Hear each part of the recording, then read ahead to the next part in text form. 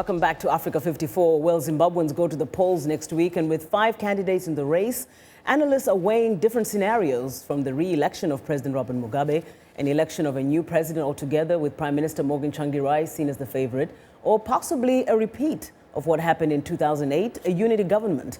Well, to discuss this further, we're joined by Ibbo Mandaza, Executive Chair of SAPES Trust, a regional non-governmental organization aiming to impact policy and assist in regional development.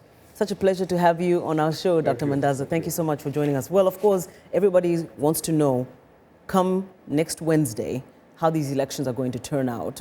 You're coming from Zimbabwe. What's the mood? Well, there's been a lot of excitement. It's a return to 1980 almost in terms of the mood and expectations.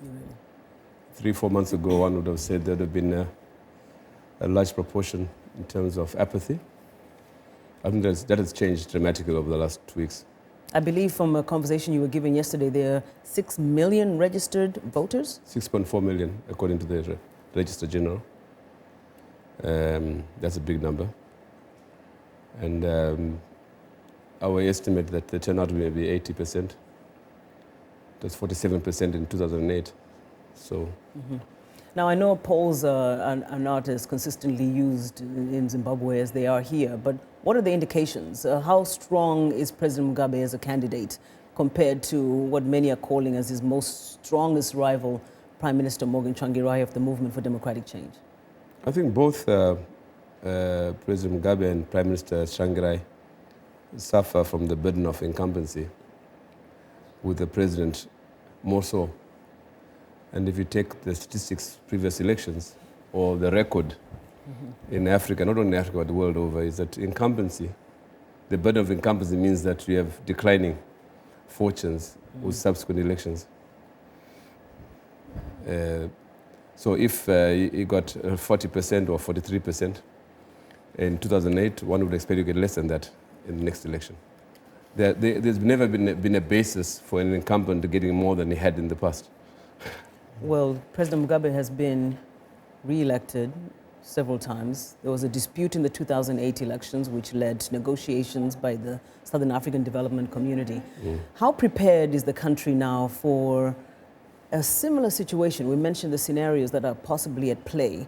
Is that a possibility, and is there any possibility of a return to that kind of uncertainty, tension, and also this unity of government? Yes, I think we have had the experience of inclusive government. Others say that it was dysfunctional. I have a different view. I think it's the way to go. That even if there were a clear winner, I would expect a level of coalition to bring in the best of people to lead the country. I think the coalition government is a way to go for Africa in general. But it didn't work very well. It promotes. I think there was a level of unity.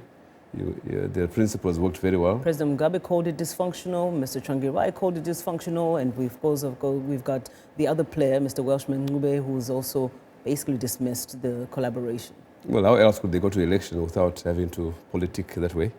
But the truth is that they worked together for 4 years. What is your greatest expectation about what will come out of these elections, irrespective of who wins, in terms of the country moving forward? I think the first is that we'll have a clean voters' roll by Monday, inspected by all parties. Secondly, that the machinery for the voting is in place, that people will vote timelessly. There will be no frustration in the queues. That come 7 p.m. when the polls close on the 31st, everybody who should vote will have voted.